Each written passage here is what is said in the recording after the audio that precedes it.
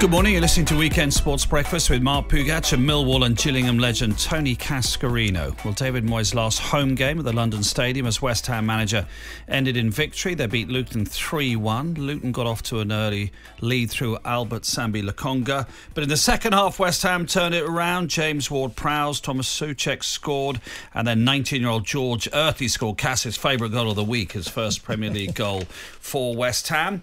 So here's David Moyes after the win, proud with the job that he's done at West Ham. Well, you think of how many managers are brought in actually to avoid relegation. You know, you can think of a few. Maybe I was in a couple of occasions. I'd done it the year before for West Ham. But now we feel like a club which should be qualifying for Europe every year. And if that's what we're going to be, then it's a big challenge when you look at the competition in the Premier League and the level of the teams, the money required to do that. Just reading Martin Samuel in the Sunday Times this morning, Cass. Aston Villa's Europa Conference League exit was another feather in the cap for David Moyes. Not so easy, was it, after all, Europe's third-tier competition? The presumption that Villa and their European expert coach Unai Emery would simply follow Moyes' footsteps and deliver the trophy was misguided. It's good. I mean, I'm obviously sorry for Luton they went down, but I'm pleased with David Moyes. Their last home game wasn't what it could have been at half-time when they were losing 1-0 and a bit flat and nobody really that fussed. Yeah, it's a difficult subject because I think, a minority of West Ham fans who really did want David Moyes out, but largely I think there's many West Ham fans who appreciate what he'd done for the club. I mean, the first spell he was manager at West Ham, they had a 29% win rate. His second spell was over 44%, 44.5. That's a really high win rate. And look, quite a number of draws this year in the games that they were played as well. I think largely you can say that he's done one hell of a job for West Ham, without doubt. And do you know what about David Moyes? The way he conducts himself, I think he's brilliant. I love, he's very feet on the ground type of manager. He never gets overly excited about a win. He never gets too down about a loss. He's had a 5-0 defeat, at Stamford Bridge. Yeah. He doesn't get too down about it. And brings his team back together. And I think he's got a lot of good players in that side as well. And when it comes to West Ham managers who won trophies, we said it yesterday, didn't we? Ron Greenwood, John Lyall, David Moyes. Yeah. There aren't that many. No. So, for that alone, he should be up in lights forever. Yeah, he's done a hell of a job. And look, he's been in football long enough to add the bad times. So long he played against you. Yeah, well, I played against him at Dunfermline when I was at Celtic at Dunfermline. He was centre half, David, and as you did then, you sort of let the player you was up against know you're there. He just shook his head. I clattered him and shook his head and just stared at me. I sort of always said he was like Chucky, looking at me. He just stared at me, just in his eyes, just looking at me. Didn't say a word. Yeah. Didn't say a word to me. Just let me know. Yeah. That's okay with me. Don't worry. Next time you do that, it won't affect me. The only other player that ever looked at me like that was Andy Linegan at Arsenal. Big centre half. Do you remember him playing for Oldham, Norwich? Yeah, scored the winning goal in the cup final. You could. I mean, he was literally like the table, rock hard. Andy Linegan, and Moyes was that. I've sort of come across him and met him at a few functions, but never really talked at length. But I think he conducts himself brilliantly. Yeah. I worked with him in the World Cup in South Africa in 2010. We did a game in Joburg one night, and I said to him afterwards, I said, "How was that?" And he goes, "Did you enjoy that?" He said, "That's the coldest I've ever been at a football ground." I went, "Hang on, in Scotland." You play for Celtic, and it's because of the altitude. Because of the altitude, he said, "I did not realise how cold it was going to be." Do you think we're talking about Scotland?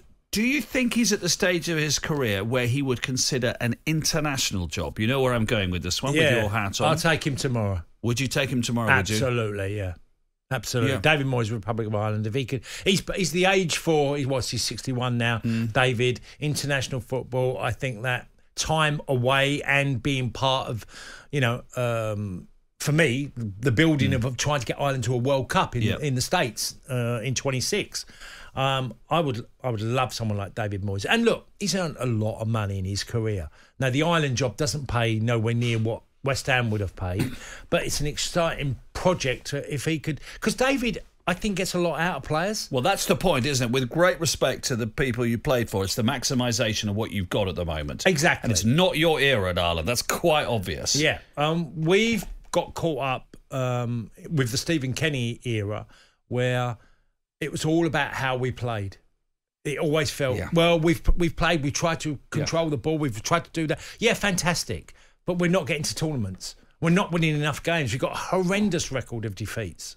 Because you haven't got realistically, you haven't got the players to play that way. Or you're trying to play that way against people who've got better players. Yeah, well, when you go technical, well, if you go technical against technical in international level, you're in trouble for a start. Yeah. Because if you want to play out in dangerous areas, it's what the idea of what Burnley and you could make the argument, well, what does Kieran McKenna do with Ipswich when he gets up? Are you prepared to go so brave and try and play in dangerous areas? You do that in international football. You played against the leading countries. You've got some of the most gifted players in the world up against you. So you're going to try and outplay them. You're not going to see the ball, are you? And you have to mix it to a certain degree. It doesn't mean you just lump it. That, there's completely different arguments. For me, you play and try and overachieve. And how do you get the best out of the players you've got to give yourself... Look, let's get this right, Mark.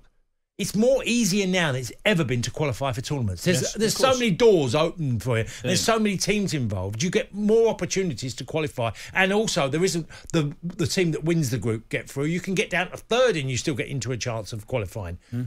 Make sure you've got a side that are going to be competitive. That's what I want. And that maximises your potential and what you have at your disposal. Absolutely. And if that's David Moyes, I think that if we could tempt him and he was, bold enough to go... Do you know what? I think I could do something with the Republic of Ireland because we need someone desperately to change the way that we're going. Look, I know John O'Shea's involved at the moment, but I do feel it's ready for that type of manager to come in. If he doesn't want to do international football now because he just wants the day-to-day, and that's what they miss, don't they, the managers, when they go into international football, is the day-to-day being on the grass and on the coaching. Where do you see him going? What sort of job? Abroad? I mean, he's been abroad before. He's been to Spain before. I don't see the abroad job. I don't see that. I would see David trying to... A team that got promoted would come up with a lot of ambition. And look, he guides clubs. He was at Everton for a long time. He's playing the long game, David, of building a team. He's not really in for, I'll go and buy 5 players straight out the bat and I'm going to, and whether it works or not, I'm not so sure. He tries to build from... every level, okay, of what the club needs to do. And that, to me, is the thing that's necessary to any club he goes to. The unfortunate thing in football is that, like he found out at Sunderland, you don't get very long. So maybe it's a question, as a former manager said to me once, he went, sometimes in the media you get wrapped up with, that the manager wants to go to a club of a certain stature. Of course that's important. But he said just as important is look at who the chairman is. Exactly. Look at who the chief executive is. Or the owner is. Now that club might be flying high in the Championship at the moment, but just to back up your point, you might think, well actually there's a 4 or 5 year plan there and there's every chance that club, if it carries on its same trajectory, will be in the Premier League soon. And actually that's much more sustainable long term than maybe in inverted commas a bigger name where it's a bit more crash and burn because they're just going to try and do it. So that will be the interesting thing. My point being, he might look at a team that he thinks actually is flying high in the Championship, just got some longevity there. Yeah, I mean, it's hard to get that because we're all short term, aren't we? We all think that. But David is a manager that it does try long term. He wants to be there for a number of years and build a side, put a side together. This is probably the best West Ham team I've seen for years, even though they've had a really tough run-in. But I've seen some really good performances from them as well. And he's helped build that team. He's the guy that's orchestrating everything at the football club because he's the manager. Manager's not just picking a team and selecting recruitment. He's part of everything. Just let's have a word about Luton because they've fought so hard, and I don't want to sound patronising, but they've done, they've fought so hard given... what they have this season, and Rob Edwards was very emotional yesterday in front of the Luton fans at the end. What do you see them doing next season, Luton? I mean, the most important thing is to keep Rob Edwards, isn't it, so they can try and go again? Yeah, I mean, look, fair play. Luton are going to...